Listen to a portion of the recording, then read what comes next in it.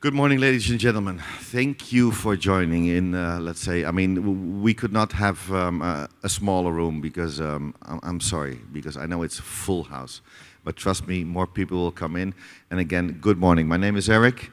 And also from these gentlemen next to me, these senior experts, and from the GCCM and CARE community, a very warm welcome. Did you enjoy the gala dinner yesterday evening? I didn't hear you. There you go. Now you woke up. So thank you so much. We're going to move immediately into it. We're going to discuss about Submarine. And without Submarine, ladies and gentlemen, you would not even have the possibility to work as you work today. And especially on the maintenance and to make sure that everything remains running smooth and even smoother for the future. I have these senior experts sitting next to me, and I'll give them a quick minute to introduce themselves, and then immediately we go into discussion. If you have a question, please, we us five, like interactiveness. So please be so kind, ask us your questions, and let's do this all together. That will be nice. So again, a very well good morning. And Javier, if I may start with you. Yeah? Hello, it's working? Okay. Hi, my name is Javier. If you pronounce it in Arabic, it's Javier, so it's just for doing the joke. I work in Infinera now. I used to work in the past for carriers, especially for Zoe in the region during many, many years. Then I switched from the, I would say, provider of capacity side to the provider of equipment side. So it's an interesting change. Still in Submarine, last, I would say, 15 years doing things in submarine private projects in the Canary Islands, working with Belgacom in Brussels, handling consortia cables, then moving to Omantel, more into the data center and into the, changing the landscape in the country. Very interesting ride, and let's see what is happening in the future. Lots of interesting activities, a lot of activities. I'm looking at Mick now. People are very busy. New cables coming. It's not stop. Thank you so much. Mick? Hi, my name is Mick McGovern. I'm from Alcatel Submarine Networks. I've been in the submarine cable industry for 35 years.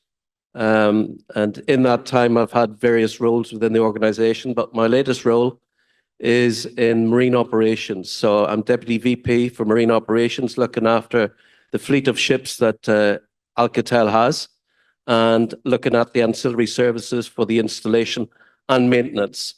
So within the maintenance criteria on which this talks about, we have an arrangement with our marine maintenance partner, OMS, and we have 7 vessels that are dedicated to marine maintenance. So hopefully we'll go through a few issues associated with repairs later on. Thank you so much, Mick. Shamil? Good morning, everyone. My name is Shamil Gabitov. I'm from China Unicom, head of wholesale business in Middle East and Africa. And I've been in the industry for the last 13 years.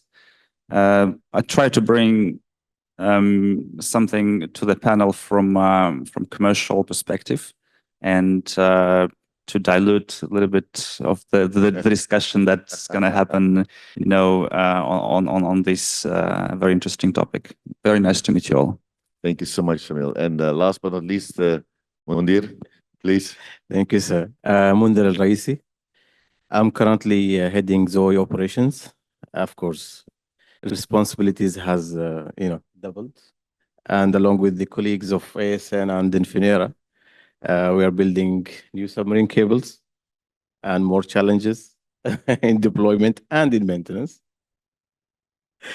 So yeah, let's talk, go through the panel today. Okay. Thank you for coming. Thank you, Mundhir, and thank you, gentlemen, again, being here and sitting here and sharing your knowledge with the audience. Javier, if I may start with you. what is the subsea cable infrastructure situations today, especially what's going on, what's going on the maintenance? Can you give us an overview? What do we see in the region, and maybe as well a bit broader as well? So what's out there? To me, the situation is dominated by, well, we know that very well. There is a situation in a place aptly named Bab al-Mandab, or the Gate of Lamentations. So it looks like it's a very conflicted place since centuries. And there is a challenge there. I would say it's a compliance challenge. It's not because there is a war. It's simply for certain reasons. It's complex to actually legally operate in the area, because you have to interact with parties that are, in one side they are not picking the phone, so you don't get the permit because simply they are not answering, and in another part, you cannot talk to them legally because there are sanctions. In the past, I don't think many people will care about that because we have just late. But now in this current situation, the big spenders and the big customers have very strict compliance processes, so they cannot simply act like this. So this is creating, we'll say, a blockage of new systems. I did a calculation the other day. It was like 52 fire pairs or 54. I don't remember. I've been blocked. That's a lot of capacity, right? And it's a lot of business. So naturally speaking, this is coming from East Africa and Middle East. So for me, this is creating a situation that this capacity needs to find a way. It's like water. Water always find a way, right? You put water, it will just go to the basement. So what I believe is that is the right moment to build terrestrial backhauls where it was not even thought before, like in the Middle East, like in Africa, complex jurisdictions, especially in Africa, complicated places. But at the end, you need this capacity to flow. You have a situation that is not moving in the next 5 years, probably. I see that terrestrial networks will complement submarine to avoid conflicts. This is what I see. Okay. Mundhir? Yeah, I let's say echo Javier's view. We spent long time in discussing and trying to overcome the situations around us. As you know, where we are in the Middle East, it's different jurisdictions, different legal frames, and sometimes you are not straightforward to get a permit or to operate a cable, let's say, in a sense. So that's why we are trying to look for alternatives. Try to, as yesterday's panel was, or the presentation, they truly addressed that requirement of submarine and terrestrial should be hand in hand. And let's say we enjoy. We are leading, let's say, those initiatives, at least in Oman. We're trying also to diversify our cable landing stations. Not being focusing on the north side, but even also south of Oman, and then to reroute or to pass that submarine capacity and make it going forward into Africa and Europe with the alternative, let's say, terrestrial routes. So it's a huge work to be done, and we need everyone's, let's say, support and understanding and collaboration in this. So far, let's say, we are success. I mean, we have crossed, let's say, a huge stage in this, and we hope we can continue further. All right. I hear some constraints and some challenges, but Mick, please give me your thoughts, and maybe again you can take it a bit broader, not only to the pinpointing on the Middle East, but what else you see around. Yeah, as a cable provider of new systems, we see a huge demand right now in terms of capacity requirements that's been built out, and mainly within the European region and in Asia. There are also people looking at alternative routings to avoid the areas of concern that have previously been discussed. And also there are systems on standby waiting to be finished within that region once things are sorted. But make no bones about it, these new cables that are going in are very high capacity, and they're trying to meet the demand that we talked about yesterday for AI, etc., and all of that sort of stuff. And I can see that build out just continuing and continuing over the next 5 to 10 years. It really is an incredible opportunity. It really is. Okay. Shamil? I think every country has its own challenges and opportunities as well. So speaking about the Middle East, it's a blend of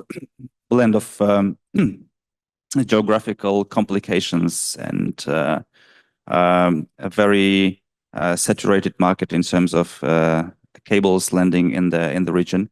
So I believe we cannot think that new cables, the planning of new cables will stop because of the complications. No, I don't think it's going to happen, because we believe that, and we fully understand how critical is the importance of subsea cable infrastructure for the global connectivity. So therefore, the only way how things can move forward is to find a way in diversification. So we've been always talking about the way how terrestrial cables complement submarine cables and vice versa. And just a quick example of China. So is a country that looks both towards the sea and both towards the being part of Eurasia. So we have a lot of experience in terms of how terrestrial networks work, how important is the connectivity via terrestrial networks, and at the same time being a global player in the wholesale industry. We have a huge inventory in subsea cables that we have to maintain, repair, and think about new cables as well. So I see the future in the way how we balance terrestrial and submarine networks, making them more resilient in terms of some natural wear and tear, and the influence of natural factors. At the same time, we need to work stronger with regulators and to lift the importance of the submarine infrastructure. I heard some of the experts saying that submarine infrastructure is a matter of national security these days. So only by elevating the importance of the infrastructure to the level that can be understood and supported by the government in different regions, we can make things happen in terms of making the infrastructure more resilient. Thank you. Okay, thank you. Mundhir, we're also talking about maintenance and repair, and what are the main challenges that you see in the subsea cable repair might it be logistic, environmental, technological constraints, or lack of innovations? What is your take on that? I think so far, let's say the maintenance suppliers are successful in what they have been doing.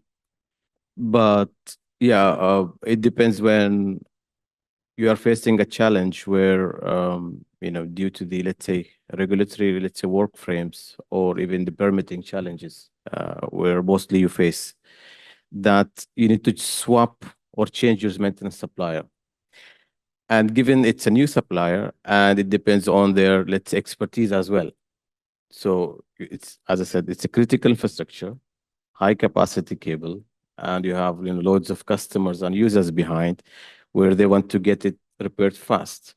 But we are facing a challenge. It's a new maintenance supplier.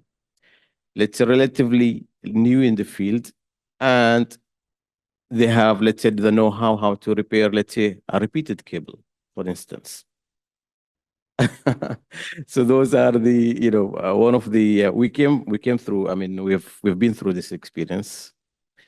Sometimes they have to just abandon the cable, leave the repair ground, and then they will go back again. So, the clock restarts, and then, go do a quick fix, and then come back again. So that's, again, time and money.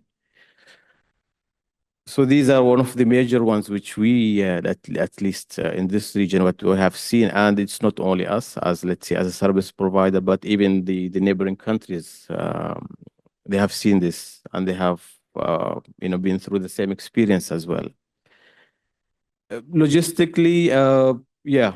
Then on the logistics side, if your spares, and then if it's a new supplier, then he has, to approach your cable depot and grab your spares, and then that's another time and money, right? And then you face also the restrictions, or let's say the hesitance from the incumbent supplier, right? Just to get the new entrants into the market as well, and grabbing his share of the cable as well.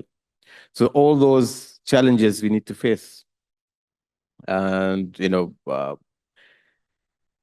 I think one of the most important, let's say, is the expertise and the crew they have, and then of course the right tools and mechanics they should have as well. So if they don't have the right expertise, how to repair, let's say, a repeated cable, they don't have the correct tools on board, they don't have a PFE, they don't have an ROV, they don't, okay, for an ROV I need to get another vessel.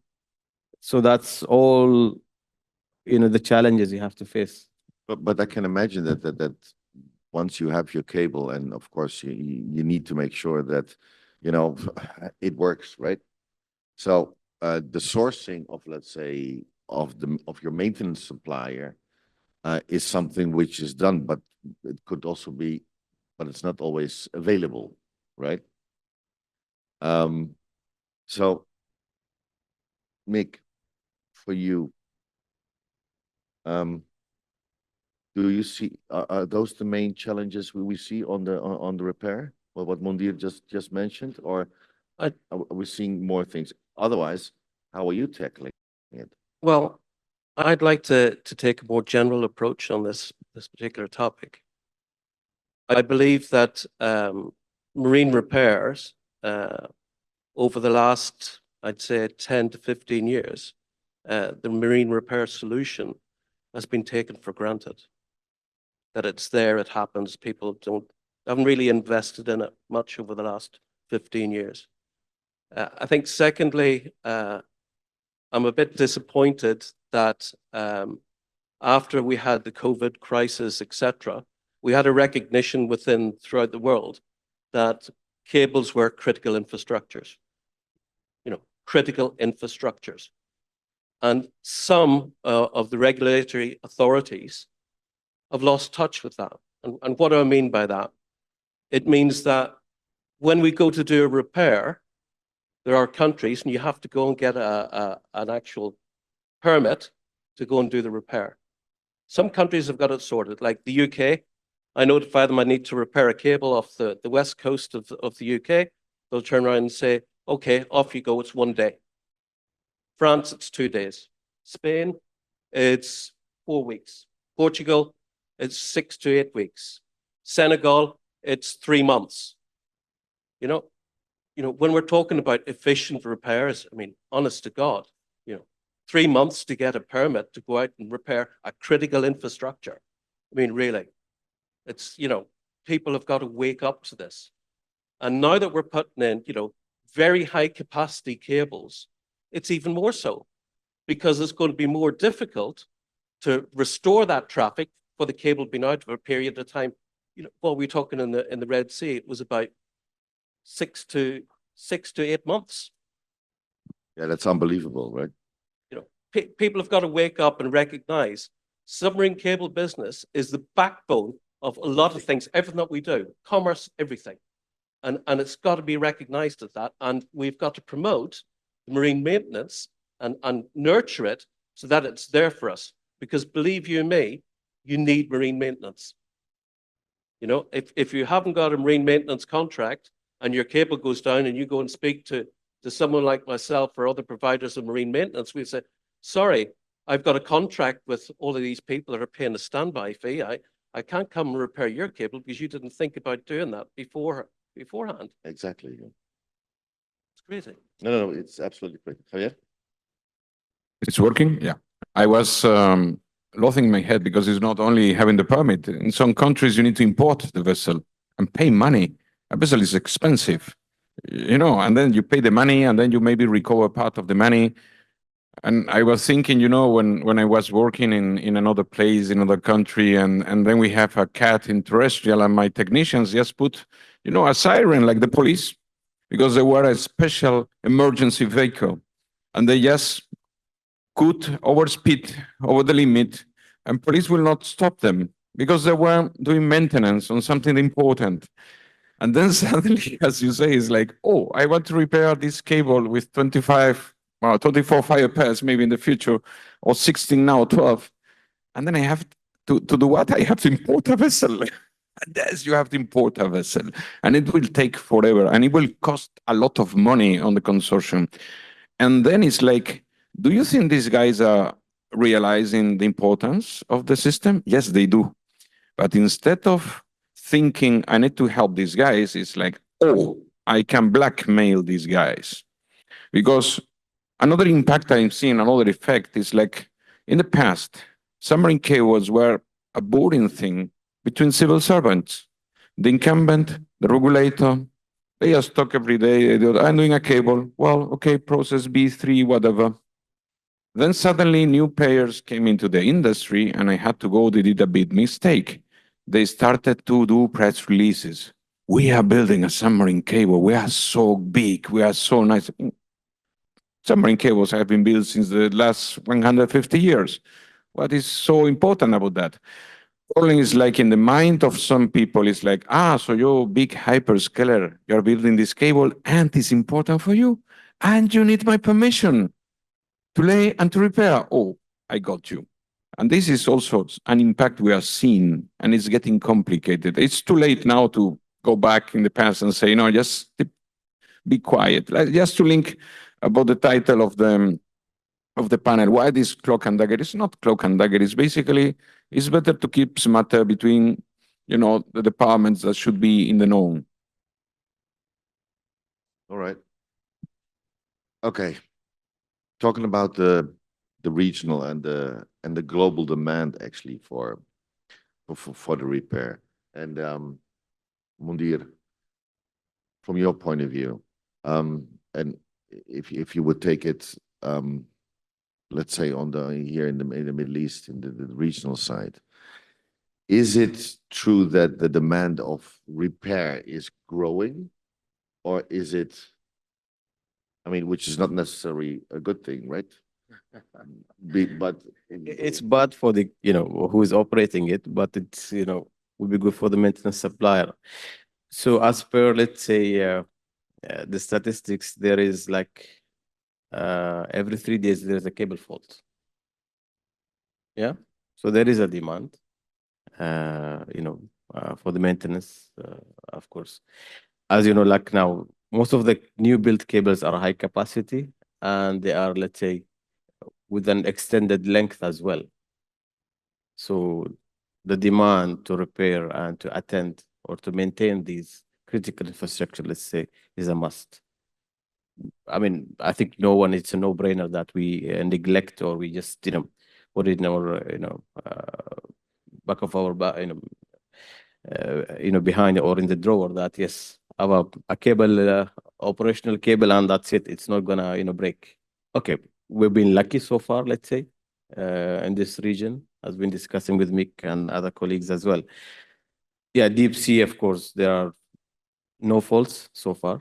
Touch wood. But faults, it's a long way to Australia. Faults happens, yes. Faults do happen. And especially when we see the, let's say, between oceans, if you say Mediterranean to Atlantic, where there are severe high currents. So the cables do break. And those are, let's say, as well, for some of the operators, it's their only, let's say, savior. That's the only cable they have. So, repairing and maintaining and getting into a maintenance contract, that's a must. And it's, of course, the more you put cables, the more you need to, enhance and support and maintain those cables. Okay, okay, no, absolutely. But and that's logic, Yeah. The more cables, most probably, the more, maintenance. Yeah, is we know needed. that there are some, decisions we said, oh, whenever it breaks, we'll see it, Yeah, I'm not but- going to end a contract, but Yeah, again, but- it's cost and money and, And This is mean, exactly time. where we come, Yeah. what Mick just said, Yeah, yeah. and maybe you want to jump in, because, guys, I mean, it's not going to the dentist, oh, I have something, I have tomorrow, I have an appointment, and it's solved. No way, it's critical. Yeah. Mick? Well, as I said earlier on, we operate 7 ships in the cable repair business. Only 7 ships, huh? And I had a look at the daily reports this morning before I came in here. And out of the 7 ships, there's only 2 of them on standby today. So are they needed? Yes, they are. What are they doing? If they're not doing repairs, they're doing maintenance work on systems. In other words, trying to enhance the protection that's on the existing cables. So it is a busy environment that we've got in terms of maintenance. The other point that I wanted to make was a bit more regional. And I spoke before with Mundhir about a particular issue that I see coming up, because when we had the Google representative doing a presentation yesterday, it was a talking about, when you get into the planning phases for a project, you also plan the maintenance of the project. And that's key. That's one of the very first things you do, is to, before you do the cable route engineering, you figure out how is it going to be maintained. We have a congestion issue off Oman at the moment. In the waters coming out of the Gulf of Oman, you have approximately 170 kilometers between the 100-meter water contour in Oman to the 100-meter water contour in Iran. Obviously, all the cables are routed for a geopolitical reason to in the Oman side. So that at the moment is 15 cables within that space. And there's another 4 planned in the planning phase at the moment. Now, according to the ICPC recommendations, they recommend that you keep 3 times the water depth between each cable, so that you can go in, you can grapple for it safely without affecting the other one.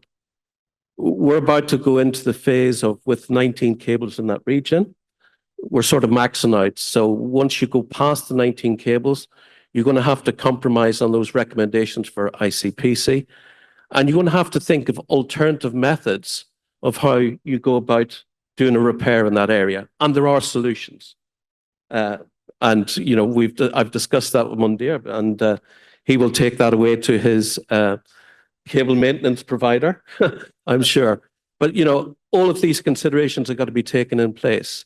It is a growing world that we've got in terms of the cable industry. There are a lot of cables going in, and a lot of focus has got to be, how do you maintain that service for the next 25 years?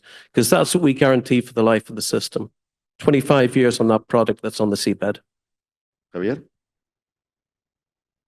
Thinking about that, and I was thinking also about Marseille, where you get the government, well, not the government, but the governmental agency caring about the usage of public domain, the marine public domain, getting stressed because, well, the job is, to give concessions and to give in an orderly fashion the water or the seafloor to different cable projects. But then they start thinking, oh, we have this recommendation from ICPC, and because we want to do this in an orderly manner, we would like you guys to go all in the same place. And can you change this recommendation? It's like, man, this is not a law. It's basically a recommendation. Is a good standard. Yeah, that can be squeezed. But then they insist. And then you have suddenly a second impact. It's like, ooh, if you are going to try to force me to go to this place and you start asking, about technical matters and you're a civil servant, this is like a red alert. I mean, maybe I should think about going somewhere else. And I think this is also happening because this congestion is there. So again, congestion, seafloor usage is driving, because of these maintenance issues, is driving the setup of new landing points, which is also good for the economy, for the guys just not concentrate everything in the same place. There are many things. For Mr. Mundhir Sep here, it's maybe very interesting that this strait is very, very congested. So you can land cables in Oman and start giving terrestrial to people, right? No, that's we can. As I said, we are not just only, we have seen, in the recent projects, Mick, in the route review or route design and route engineering, sessions. And we have seen also the other cable operators, or let's say owners, let's say hesitance to approve a crossing, for example, due to the reason mentioned here. And then, it took so back and forth. So we ended up escalating it to a sea level. Like, where's it? What is it, guys? What's happening here? We had to explain and educate everyone that this is the matter that we have. It's just not only putting up or planning a submarine cable, but you need to think a lifetime of it and how easy and how comfortable we are operating it up or maintaining it whenever anything. And that operator, of course, they had their branching unit in between, which of course they will be hesitant to approve a crossing which is inconsistent or not a compliance with the recommendation. So then, of course, there are other compromises which you need to give and take. So, but at the end, you correctly said, yes, we need to keep up to date and keep updating our repair mechanisms and theories or techniques, and also, of course, think of alternative solutions and landing points as well. So that's all been taken care, and that's under consideration as well. Okay, Shamil? I think something was mentioned about the availability and the number of repair ships. So I'm a little bit far from that topic, but when I was preparing for the session, I spoke with my colleagues. I was really shocked.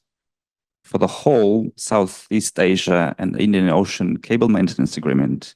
So you imagine this, the vast majority of how much geographically this area covers. As of today, only 3 ships, with 4th ship coming in Q4, end of Q4 this year. So I was shocked. How come we maintain, or we are able to maintain enormous amount of kilometers of cables with only 3 ships? So apart from restrictions and challenges that have been mentioned on the long duration of the cable permit, like maintenance permit, and apart from other factors that are reasonably out of the control, these things, the cable ship availability, which something I believe should be a bit more manageable from a different perspectives, since both, like from the operator point of view, we are part of these cable maintenance agreements directly, or part of or via consortia. So we're part of these agreements, and I believe that from that perspective, we can do better in terms of how we increase the availability of the repair facilities, and that from that point of view, we can eliminate at least some challenges that that we have control over.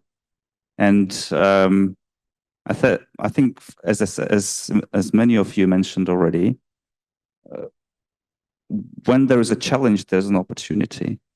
So this challenging situation opens up an option to explore different venues terrestrially, for instance. I want to be actually critical about what you just mentioned.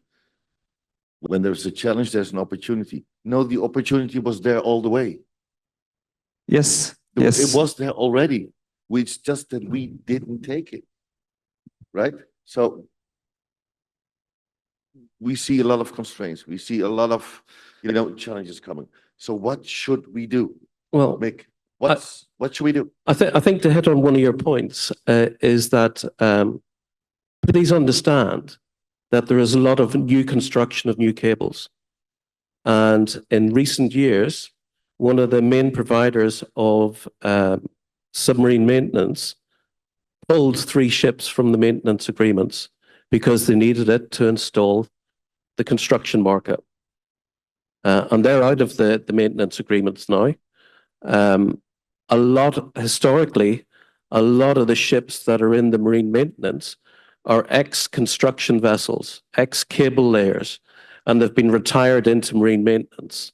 And some of them are getting very old now. Some of them are up to 40 years old. And believe you me, it is difficult due to obsolescence trying to keep them going. It is extremely difficult. In a market where marine maintenance is barely making a profit. And that's why I said, industry's got to wake up and invest in marine maintenance. Because, if people can't make a profit out of it, why would they stay in it? They'll not stay in it. They'll get it. And once it's gone, it's gone. Now in terms of how the marine maintenance is structured throughout the world, there are loads of zone agreements, there are private agreements, etc. And you're right, that whole model needs probably shaken up. Absolutely. And just to add on Shamil's, part of the statistics that in the past 5 years in that region, there has been like 27 cable faults. 27. Just in a specific area in that region, and only 3 ships to APAC is just over congested with cables, and some of our cables are still cut. Not only regional, but some of the global cables are still cut in particular segments, and that's a huge challenge, huge problem. No, I know that our repair vessels in the Pacific region are extremely busy. No, it's none of them it's not a stone to your field, but it's something that we should understand how things work, and these are the bottlenecks, and it's very good that we touched this point just to increase awareness. And I fully agree with you when you said it's time to invest into the maintenance. Otherwise, we keep increasing the capacity, the infrastructures, and not investing in maintenance. It's just doesn't seem right. Do you see the ideal situation for me as a marine maintenance repair provider is I want to get a notification from you, the operator, say, I've got a cable fault. I want the ability to be able to just load that cable from the depot, go out, fix the repair, and get back. I want to spend as minimum time as possible out on the repair site. I don't want to have to spend weeks waiting before I can go out, before I haven't got a permit to do it, etc. I haven't got the right fault analysis in terms of I've gone and cut the cable in the wrong place because the initial fault analysis was wrong. All of that needs to be sorted out. We need to be more efficient in what we're doing. And the actual design of a repair ship is a little bit different from a construction vessel. A construction vessel, when it's set up with a high bollard pull and propulsion system to be able to pull plows. A repair vessel doesn't need that. A repair vessel needs to be more nimble. It's smaller, slightly smaller, and it's between 80 to 120 meters long. A construction vessel is 100 meters to 150 meters long. And the repair vessels should have a greater transit speed, up to about 15 knots, to get out, do the repair, have more nimble and position keeping in doing the repair, and then get back. That's what we need to get to. Okay, Javier, what else should we do? I would tell you, it's there is one thing: we need more vessels. That's clear, and we need people to pay for them, because for some reason people think that maintenance should be free of charge. It's something it's an afterthought. It's just a service. We bought the cable, we bought the capacity. What about maintenance? And then things happen, right? And we had an example very recently in Africa when we have all these cable cuts in a continent, let's say a continent that is really having so few cables. New cables were not fully into service at the time. And then suddenly it was a rush. A rush for what? For capacity. Because even if you have the cable, nobody install idle capacity just in case. And this, sorry to say that, is a fantastic business opportunity that those guys missed. And we as Infinera, we received many orders and we really ran fast to install capacity to solve the situation. Then suddenly some people were saying, oh, I wish I had more idle capacity. Why? Because they were selling at premium rates. Premium rates, come on, in the industry, in wholesale, premium. That's a thing. Yes, that's a thing. So I will say vessels that are extremely expensive, but guys also think about putting some extra capacity, because in the past we have this mutual agreement for restorations, these MARA agreements. We were talking about the ones into an STM1. STM1 was expensive. If a problem happened, then okay, let's route SAT3 through CMU3, voice traffic, everybody was happy. This is no longer a thing. Then you need to think about it. And also to think, this is a good opportunity. I will go to my CEO and say, hey, look at these guys. They sold so much. They made so much money during 3 months when this happened. Why we don't put some extra capacity? And now this is going to be even worse, because now we are not talking about SAT3, we're not talking about WACS, we're not talking about the easy being cut. Now I'm talking about what will happen when To Africa and Equiano are cut. And then again, we will see terrestrial networks. But again, if you have the network, but the capacity is not there, we vendors, we can run and install things, but absolutely there is a limit. True. I mean, mentioning the restoration with mutual aid restoration arrangements, like we in one of our, let's say, large consortium cables, like we approached 5 or 6 other cables, said no, literally no. You mind your own business, look for your own alternatives, and try to put up more capacity somewhere else and in alternative paths. Yeah, so it's just that business model is no more workable. All right.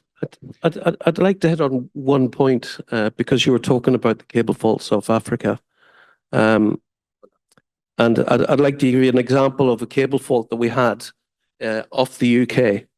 So yesterday when the Google representative was talking about how you plan a cable system that goes out, you try to keep the cable outside of other jurisdictions as much as possible. So off the UK shelf, there were 5 cables routed within the UK waters and then go right off the shelf. And just beyond the shelf break, there was what we thought was a dormant canyon, Subsea canyon. That actually had a sediment flow down the canyon and took out 3 out of 5 cables in one go. Those cables were something like 120 kilometers apart in terms of where they parted or broke. The other 2 cables, we believe, had over a period of time, they were older cables and they had probably been buried naturally by sediment flows previously. But, we're in this industry and we learn something every year, okay? And you have the same issue of the Congo Canyon, where the 3 cables were cut off the Congo Canyon. And in terms of that, the actual outflow from the Congo Canyon extended beyond 500 kilometers to take 3 cables out. And that was supposed to be a once in a 20-year event.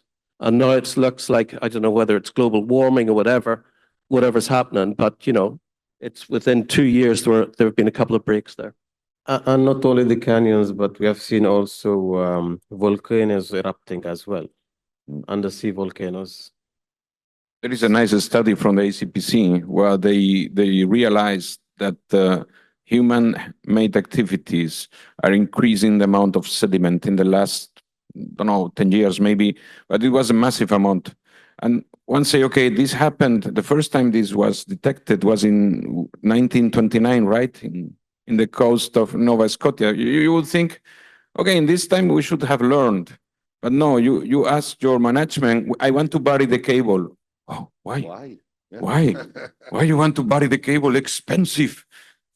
Hey, Listen, maybe I'm not management. This is why I don't understand. we are human beings, and we tend to forget. And only if something happens, then we act. That's how we work, unfortunately. Even though we received actually intelligence to think ahead, right? Planning. But what I think is making sure that we educate regulatory bodies, governments. Guys, this is a critical infrastructure. If the water stops tomorrow coming out of the tap, you have an issue, right? Yeah, it's the same with the connectivity. That's my point. I would say education is actually so key. Yeah. And then, yeah, let's it's critical, but who's paying for that? No. Then go and try to sell something. You will be squeezed to that. Yeah, Nobody is like, no, I want to squeeze you. And then you suddenly start selling a negative margin because you maybe in the future you will recover that by growth. Have the understanding for So, water yeah. and electricity, and we don't have it for Correct. critical infrastructure. Correct. So there, I think education is more needed, and to really push this ahead, because once we are there with the education, then they get it. We get it. We know.